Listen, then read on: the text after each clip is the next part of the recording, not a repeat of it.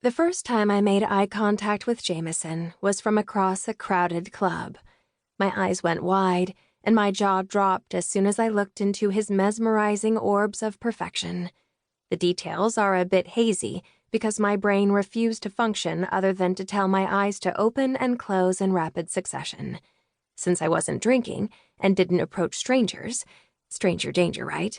I forced myself to look away and get on with my life. Magical moment over. Or so I thought. "Willa, are you still with us?"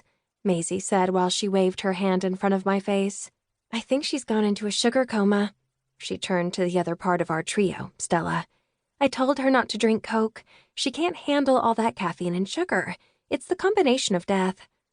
I blinked a few times and studied my shoes. Or more accurately, my kick-ass stilettos that cost me 3 months of extra shifts at the donut hole. But they were worth every cent.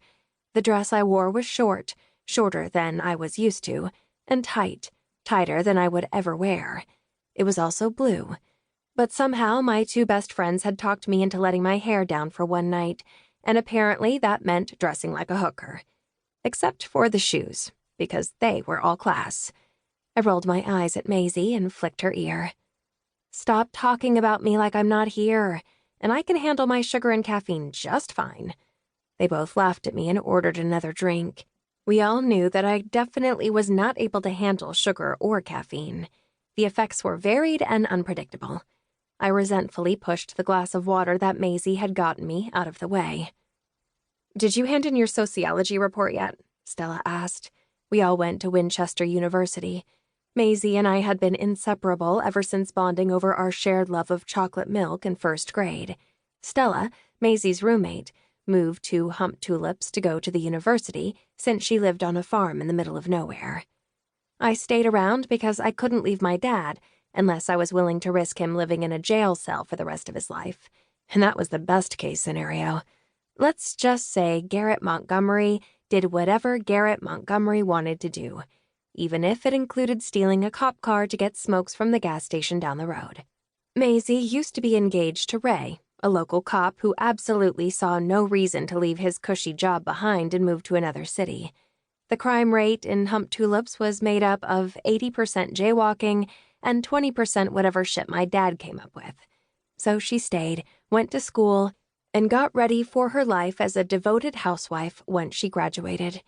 That was until she saw her darling husband-to-be getting too friendly with one of the Bennett twins. She packed her bags faster than you can say pineapple upside-down cake and moved in with Stella. Stella was the balance to our crazy, the only person who could talk us off the ledge. And yes, there might have been an actual ledge involved at one time.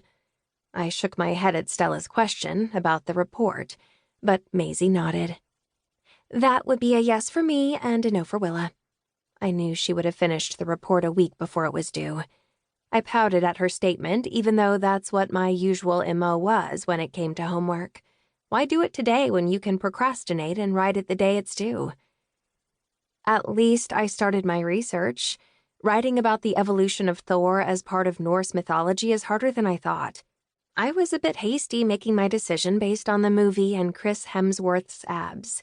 Most of the literature is written in Old Norse, and I have to find translations. It's taking forever. I groaned at the thought of the paper I had to write in less than a week. This one was definitely not last-minute kind of work, and I had to keep up my grades to stay eligible for my scholarship. I had done surprisingly well so far, but this class was turning me into a Fruit Loop. Apparently, everyone had to take classes outside of their chosen major, but I was stupid enough to choose something that required hours of research.